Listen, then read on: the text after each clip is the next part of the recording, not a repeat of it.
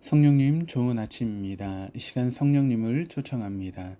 오늘도 내 안에 오셔서 하나님을 기쁘시게 해드릴 것을 소원하게 해주세요. 오늘 말씀을 통해 구체적으로 무엇을 해야 할지를 깨닫게 해주세요. 깨달은 것을 삶 속에서 실천할 수 있도록 도와주세요. 아멘. 오늘 함께 나누실 하나님 말씀은 히브리서 3장 7절에서 19절까지 말씀입니다. 그러므로 성령이 이르신 바와 같이 오늘 너희가 그의 음성을 듣거든 광야에서 시험하던 날에 거역하던 것 같이 너희 마음을 완고하게 하지 말라. 거기서 너희 열조가 나를 시험하여 증험하고 40년 동안 나의 행사를 보았느니라. 그러므로 내가 이 세대에게 노하여 이르기를 그들이 항상 마음이 미혹되어 내 길을 알지 못하는도다 하였고, 내가 노하여 맹세한 바와 같이 그들은 내 안식에 들어오지 못하리라 하였느니라.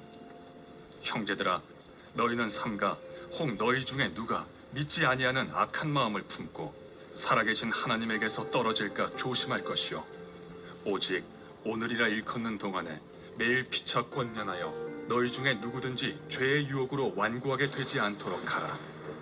우리가 시작할 때 확신한 것을 끝까지 견고히 잡고 있으면 그리스도와 함께 참여한 자가 되리라.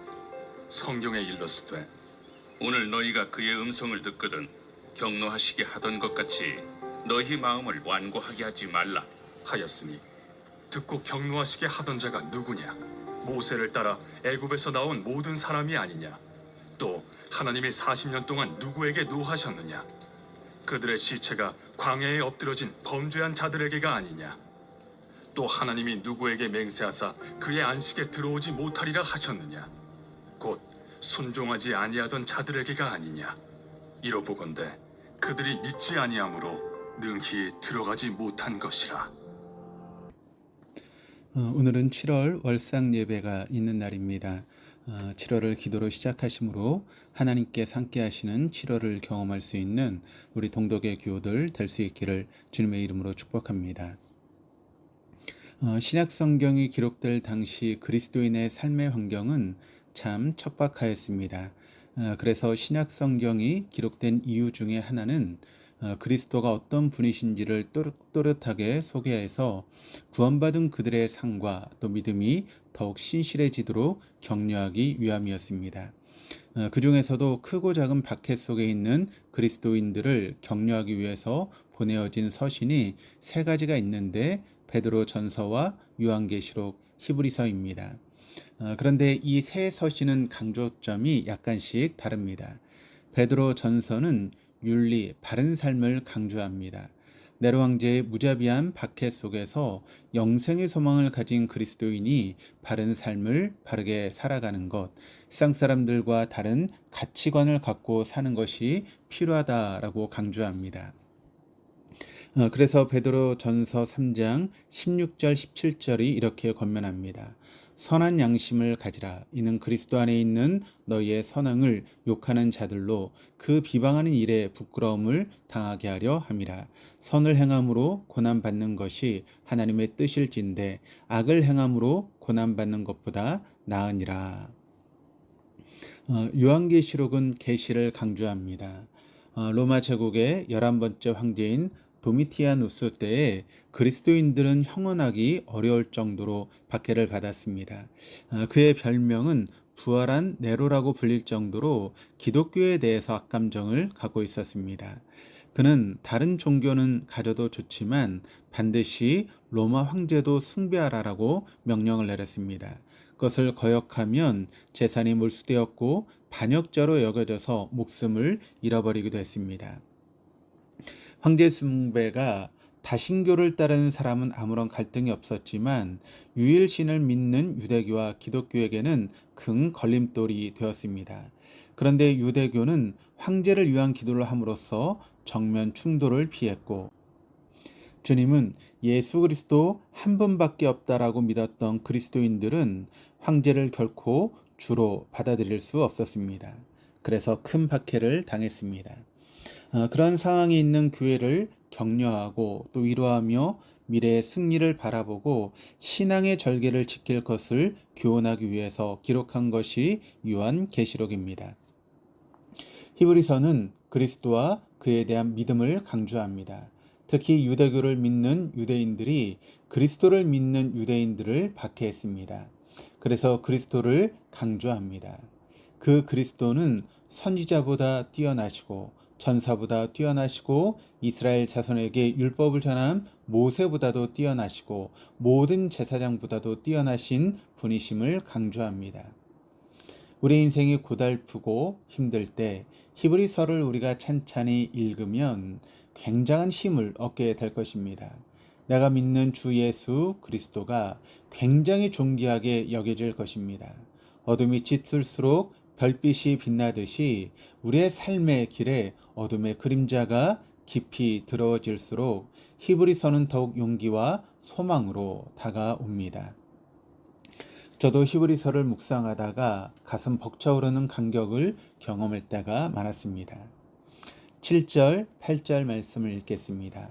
그러므로 성령이 이르신 바와 같이 오늘 너희가 그의 음성을 듣거든 광야에서 시험하던 날에 거역하던 것 같이 너희 마음을 완고하게 하지 말라. 이 말씀은 시편 95편 7절에서 11절의 말씀을 인용했습니다. 그리고 이 말씀 앞부분에 성령이 이르신 바와 같이라고 하는 말을 덧붙임으로 이 말씀을 반드시 그리고 꼭 자신의 삶에 적용하라고 권하는 것입니다. 이 말씀은 이스라엘 자손이 출애굽하여 르비딤에서 장막을 쳤을 때 있었던 사건을 배경으로 하고 있습니다. 르비딤에는 마실 물이 없었습니다. 그때 이스라엘 자손들은 모세와 다투며 물을 달라 했습니다. 그 다툼은 몸싸움을 뜻하는 것이기도 했고 또 법정에서 시비를 가리는 것이기도 했습니다. 즉 이스라엘 자손들은 신체적인 위협이나 고소, 고발을 가리지 않고 오직 물을 달라고만 때를 썼던 것이었습니다. 그런데 출애굽기 17장 1절은 이렇게 증가합니다. 이스라엘 자손의 온 회중이 여호와의 명령대로 신광야에서 떠나 그 노정대로 행하여 르비딤에 장막을 쳤으나 백성들이 마실 물이 없는지라. 이스라엘 자손들은 르비딤으로 인도하시고 그곳에 장막을 치게 하신 분은 하나님이셨습니다. 그리고 그들이 이전에 장막을 쳤던 곳은 신광야였습니다. 거기에서 만나도 먹었습니다. 그런데 르비딤에서 모세와 다투었던 것은 모세가 자신들이 생각했던 것보다 좋지 못한 곳으로 데리고 왔다라고 하는 것이었습니다. 히브리서 기자는 말합니다. 너희 마음을 완고하게 하지 말라. 즉 지금의 삶의 상황이 우리가 생각했던 것보다 못하다라고 할지라도 하나님을 원망하거나 고집을 부리지 말자라고 하는 것입니다. 그것은 지금 우리가 처해 있는 상황을 하나님께서 결코 모르지 않으신다라고 하는 것입니다. 9절이 이렇게 증거합니다. 거기서 너희 열조가 나를 시험하여 증험하고 40년 동안 나의 행사를 보았느니라. 이스라엘 자손들이 무리바에서만 하나님을 시험했던 것이 아니었습니다. 민수기 14장에 의하면 하나님께서는 이스라엘 자손이 10번이나 시험했다라고 말씀하셨습니다. 10이라고 하는 숫자는 9보다 하나 많고 11보다 하나 적은 숫자를 뜻하는 것이 아닙니다. 10이라고 하는 것은 만수, 가득 찬 숫자로 아주 많음을 뜻하는 그런 숫자입니다. 이스라엘 자손들은 끊임없이 하나님을 원망하고 하나님을 시험했던 것입니다. 그들이 어떻게 400년 동안 노예 살해하던 애굽에서 나올 수 있었습니까? 독립운동을 했습니까? 아니면 자유인이 되는 비용을 지불했습니까? 또 그들이 홍해를 어떻게 건넜습니까? 배를 타고 노를 저었습니까? 아니면 헤엄을 쳤습니까? 또 그들이 광야 40년 동안 어떻게 의식주를 해결했습니까? 농사를 지었습니까? 아니면 외국에서 농산물을 수입해 왔습니까? 생각하면 생각할수록 하나님의 은혜가 아닌 것이 없었습니다. 그럼에도 그들은 자기 생각과 다르다는 이유로 하나님께 감사하지 못했고 하나님을 시험했습니다. 그 결과가 어떠했는지를 이렇게 증가합니다. 10절입니다. 그러므로 내가 이 세대에게 노하여 이르기를 그들이 항상 마음이 미혹되어 내 길을 알지 못하는도다 하였고, 미혹되다라고 하는 단어의 문자적인 뜻은 길을 잃다라고 하는 것입니다. 그들은 길을 잃어버리고 말았습니다. 출애굽기가 헬라어로 엑스 호도스입니다. 문자 그대로 번역하면 길, 밖의 길입니다. 하나님께서는 세속적인 가치관의 길이 아니라 영원한 생명의 길로, 사람의 길이 아니라 하나님의 길로 인도하시기를 원하셨습니다. 그런데 이스라엘 자손들은 세속적인 가치관의 길과 사람의 길을 고집하다가 그만 길을 잃어버리고 말았습니다. 당연한 현상입니다. 히브리서 기자는 우리는 우리 고집을 부리다 길을 잃지 말자라고 하는 것입니다. 11절입니다.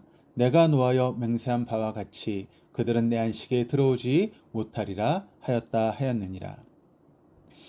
중고등학교 영어 수업 시간에 단순 미래, 의지 미래에 대해서 배웠습니다. 그러니까 너는 잘 될 거야 라고 말하는 것은 내가 너를 잘 되게 하겠다라고 하는 화자의 의지가 담겨 있는 그런 이야기입니다.